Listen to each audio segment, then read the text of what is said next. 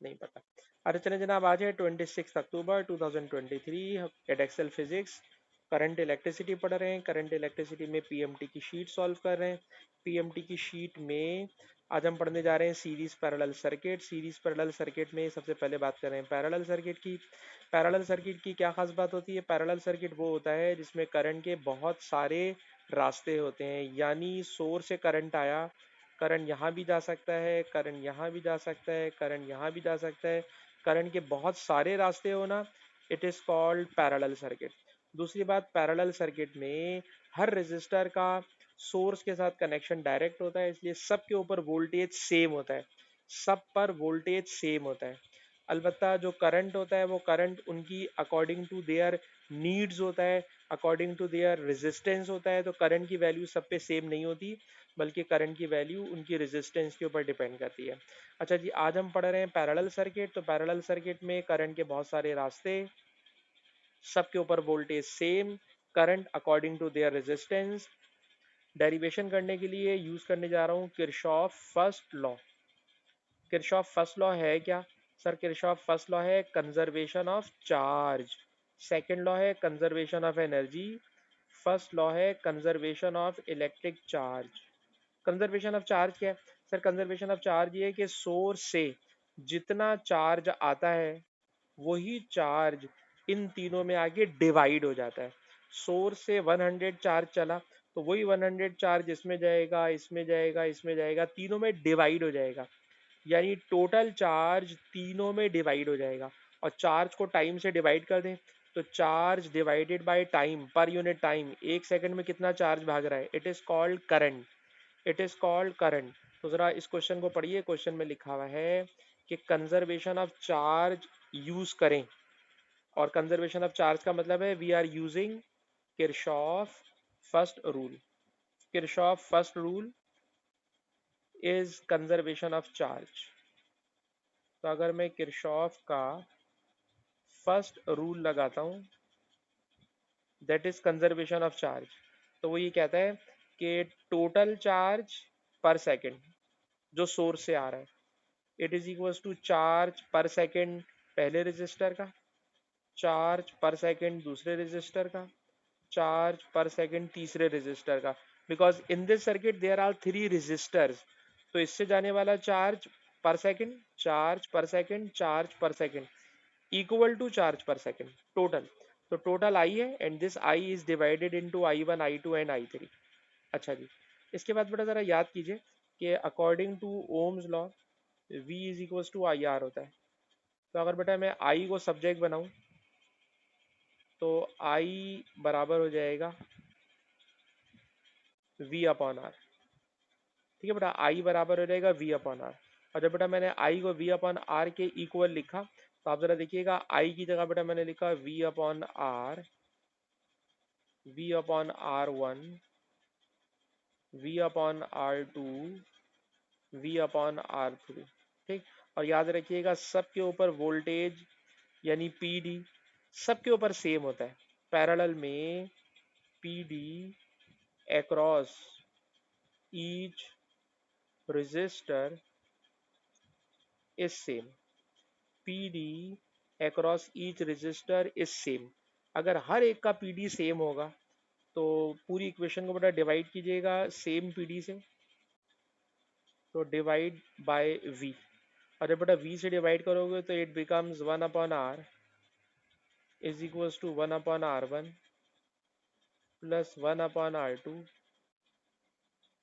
Plus 1 upon R3। So this formula can be derived by this calculation। और इस calculation में I have used Kirchhoff first rule, that is conservation of charge। Total charge जो battery से आ रहा है वही चार्ज पर यूनिट टाइम में R1 से गुजर रहा है, प्लस R2 से गुजर रहा है, प्लस R3 से गुजर रहा है। Then I applied Ohm's law, V is equals to IR। तो इक्वेशन ये बन गई। तो बेटा ये डेरिवेशन मेरे ख्याल में हम लोग IGCSE में भी करते हैं। अब जरा जल्दी से आ जाइए। अच्छा, हमारा ड्राइव नहीं करते, मुझे याद है कि हमारा ड्राइव नहीं करते, सिर्फ फार्मूला पढ़ाते हैं, ड्राइव नहीं करते। अब बताइए जी, सीरीज के अंदर, सीरीज में क्या होने वाला है? सर सीरीज के अंदर किरशॉफ सेकंड रूल लगाऊंगा। किरशॉफ सेकंड रूल क्या है sir? Kirchhoff second rule is conservation of energy. Conservation of energy का मतलब जितनी एनर्जी पर यूनिट चार्ज पर सोर्स पैदा करेगा उतनी एनर्जी पर यूनिट चार्ज पर R1 पर आएगी, दैट इज V1। R2 पर आएगी, दैट इज V2। R3 पर आएगी, दैट इज V3। ठीक है ना। तो जितनी energy source per unit charge में दे रहा है, सप्लाई कर रहा है, the same energy per unit charge through R1 plus through R2 plus through R3, and it is conservation of energy। Conservation of energy, source से आने वाली एनर्जी कंज्यूम हो रही है across load, and now if you apply ohms law, V is equals to IR, then I am changing, I am replacing by IR is equals to IR1 plus IR2 plus IR3। ठीक। सबके लिए sir आपने आई same क्यों लिखा है? Sir there is one path to the flow of current, same current through one path. जब एक रास्ता है, जब एक रास्ता है, बहुत सारे रास्ते होते हैं तो करंट डिवाइड होता है ना बेटा। अगर करंट का रास्ता एक ही है, यहाँ से 50 इलेक्ट्रॉन आ रहे हैं तो 50 ही आगे जाएंगे ना, कम या ज्यादा थोड़ी हो जाएंगे। तो number of electron remain same, मतलब चार्ज रिमेन सेम। अब पूरी इक्वेशन को बेटा आई से डिवाइड कर दो। When you divide by I, then R is equal to R1 plus R2 plus R3, then R is equals to R1 plus R2 plus R3।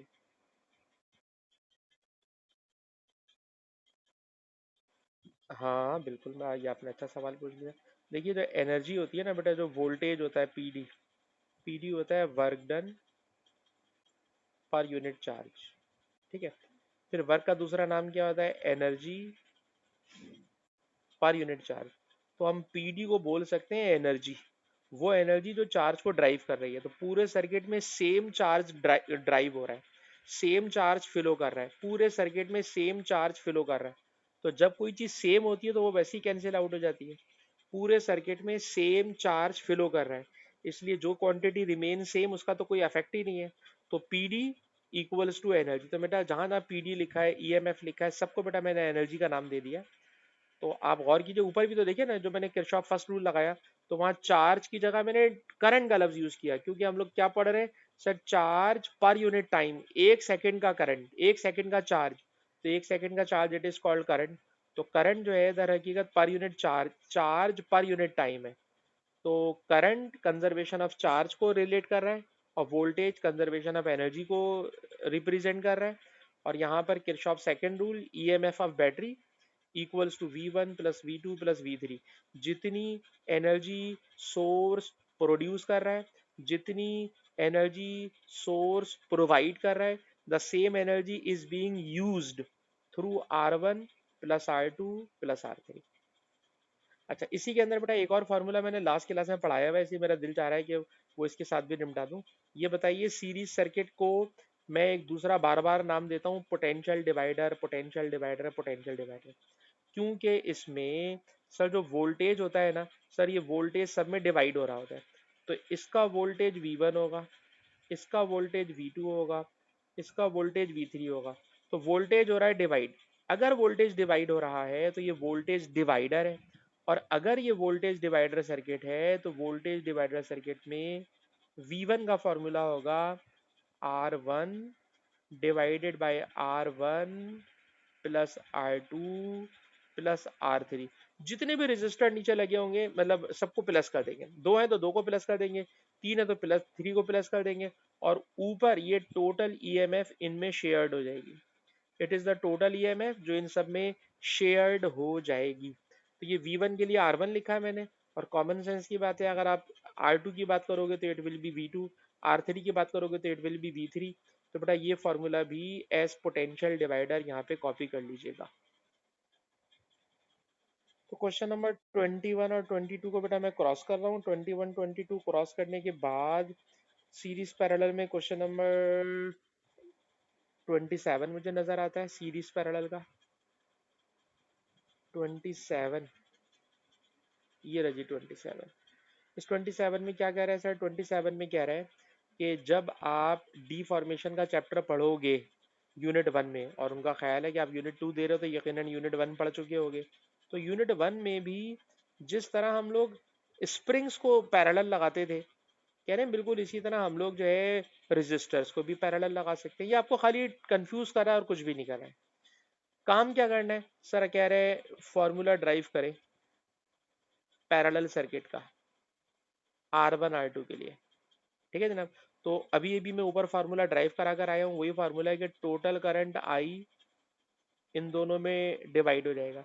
तो मैं पूरा नहीं करके दिखा रहा, वही लिखोगे Kirchhoff first rule, I is equal to I1 plus I2, फिर लिखोगे V अपॉन आर, फिर पूरी इक्वेशन को V से डिवाइड कर दोगे, और V से डिवाइड करोगे तो ये फार्मूला आ जाएगा। इस फार्मूले को हम लोग कहते हैं अफेक्टिव रेजिस्टेंस, टोटल रेजिस्टेंस।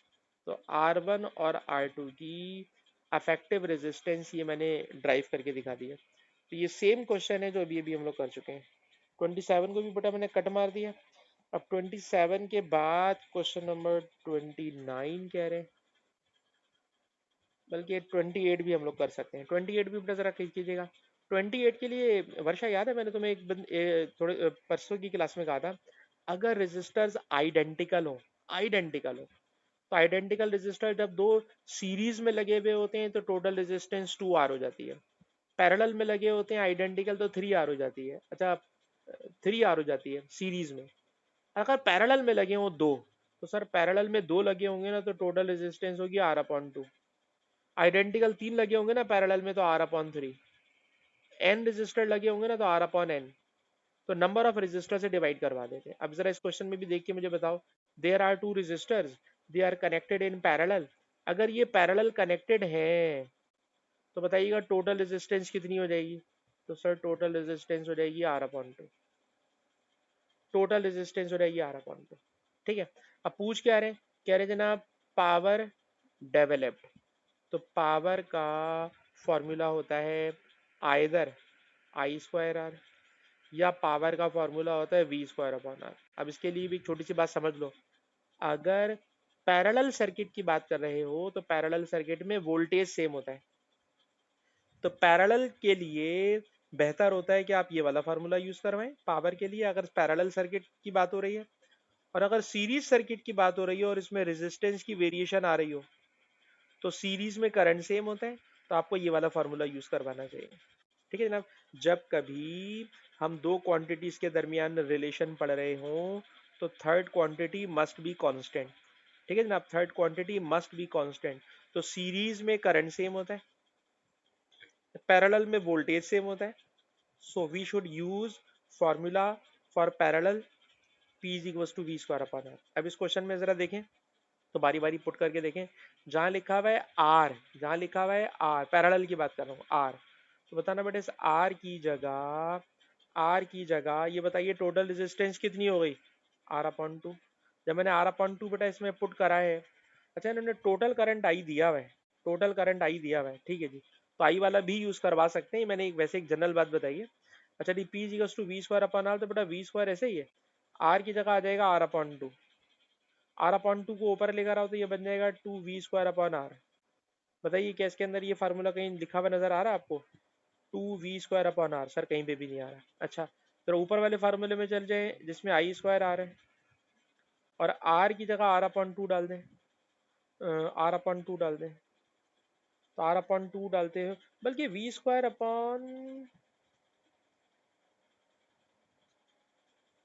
कह रहे the correct expression for the power develop in each resistor. Allah, each resistor का पूछ रहा है, मैं टोटल पावर निकाले जा रहा हूँ। मैं जितनी भी कैलकुलेशन कर रहा हूँ बेटा किसके लिए कर रहा हूँ? मैं टोटल के लिए कर रहा हूँ। कह रहे टोटल के लिए काम करना ही नहीं है, टोटल के लिए काम नहीं करना है जी, टोटल के लिए नहीं काम करना है। किसके लिए काम करना है? फॉर इंडिविजुअल, एक के लिए काम करना है, फॉर ईच, एक के लिए काम करना है। ये बताइए अगर एक के लिए काम करना है तो एक के लिए काम करने के लिए क्या करेंगे बताइए? हाँ खाली आर हो जाएगी।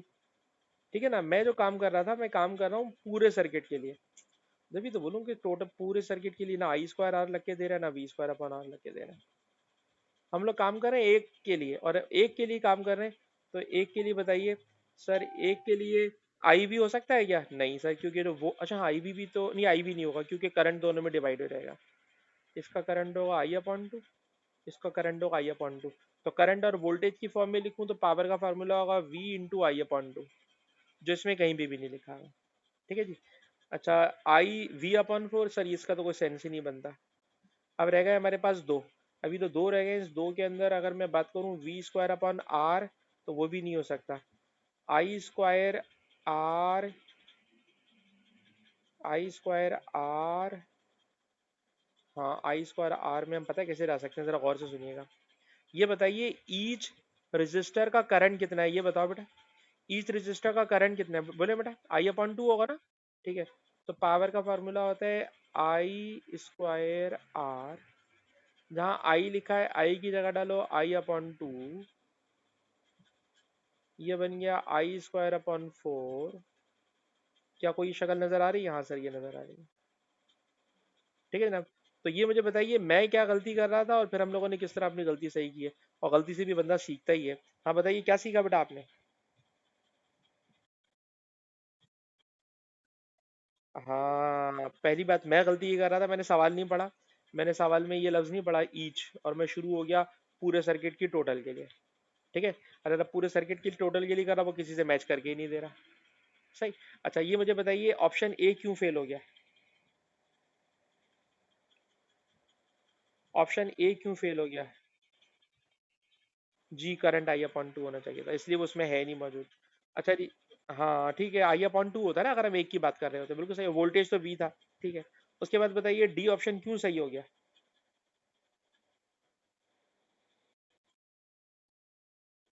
आई स्क्वायर आर की, और आई की वैल्यू आई अपॉन टू क्यों होती?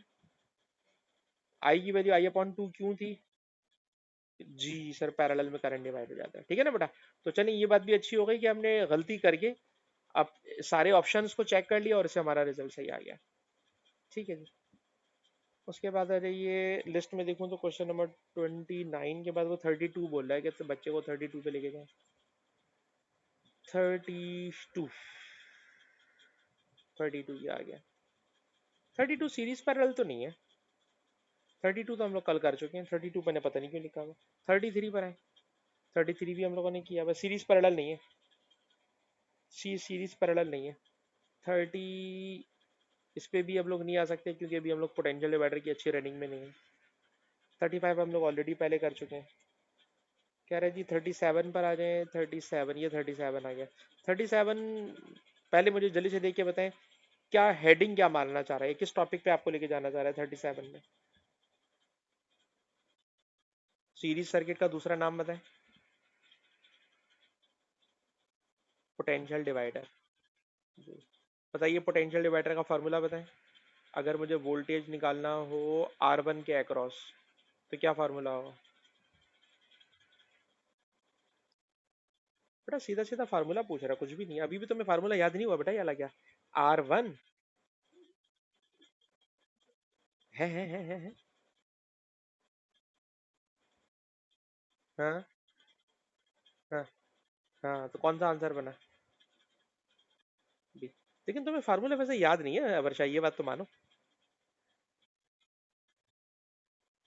लेकिन अभी करंट इलेक्ट्रिसिटी में तो इतने सारे फार्मूले आए भी नहीं है, अभी इतने सारे नहीं आए। ठीक है, अलबत्ता मैं तुम्हें एक और, एक मुझे याद दिलाना, मैंने एक ना 4 मिनट की वीडियो बनाई है।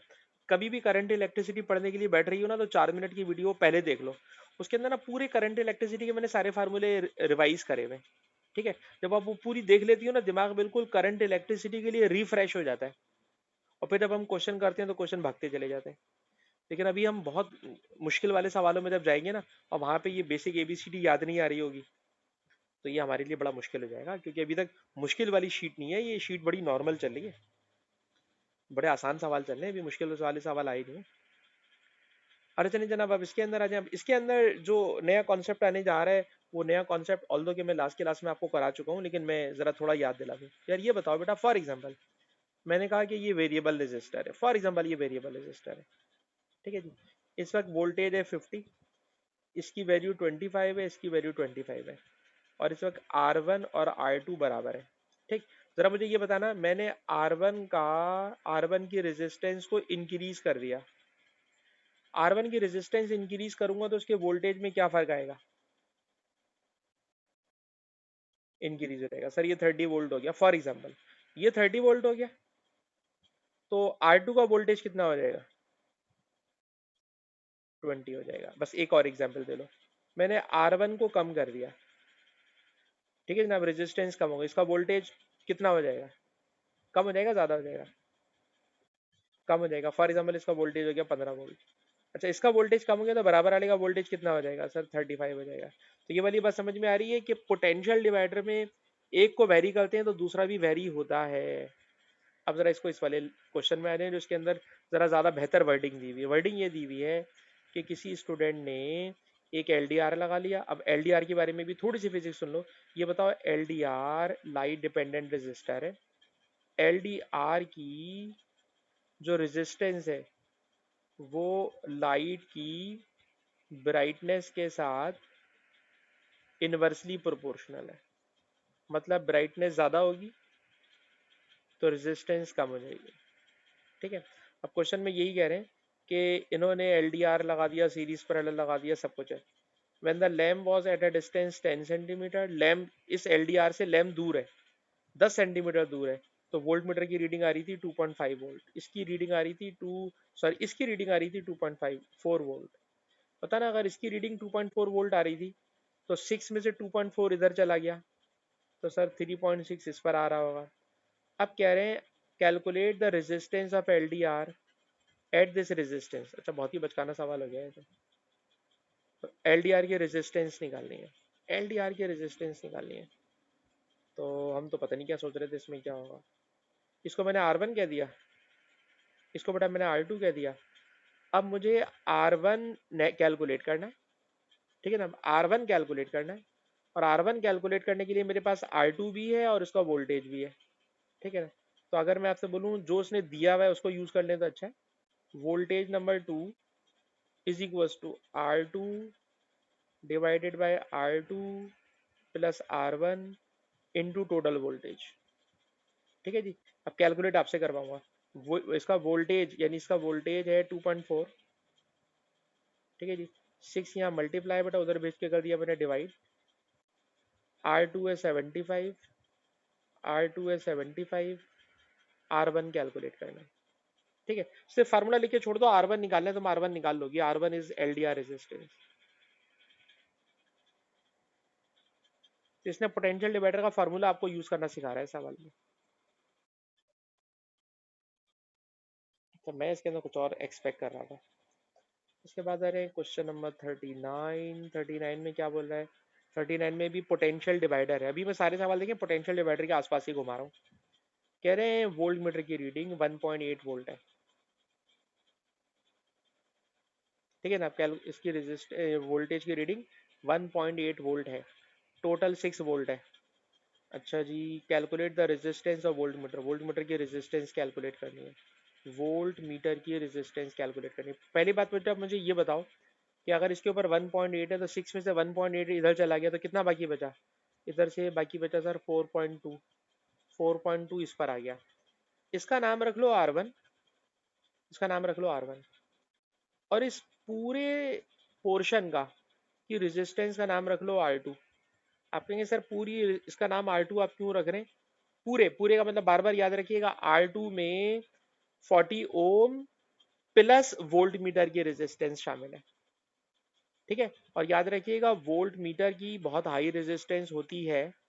इस क्वेश्चन में कह रहे हैं कि volt meter with low resistance, वैसे बहुत हाई होती है लेकिन इस सवाल में कह दिया कि लो रेजिस्टेंस का वोल्ट मीटर है और इसकी रेजिस्टेंस कैलकुलेट करनी है। तो वोल्ट मीटर के अंदर की रेजिस्टेंस कैलकुलेट करनी है, तो वोल्ट मीटर और 40 ओम के टोटल का नाम मैंने रख दिया R2। पहले मैं R2 निकालूंगा कि R2 है कितना। तो जरा देखिएगा बेटा कैसे वर्किंग करेंगे।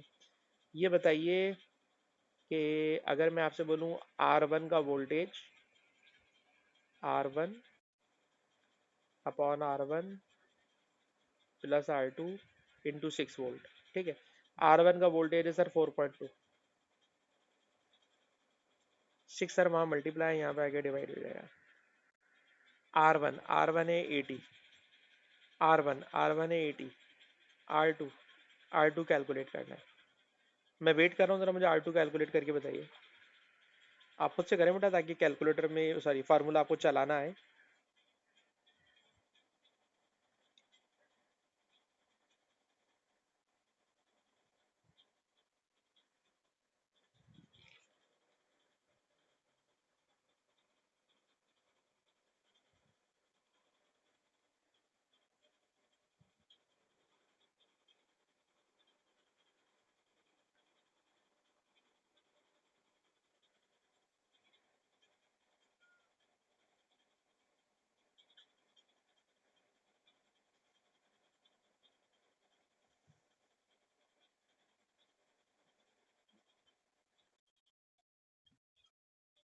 34.3, ये आर टू आ गया।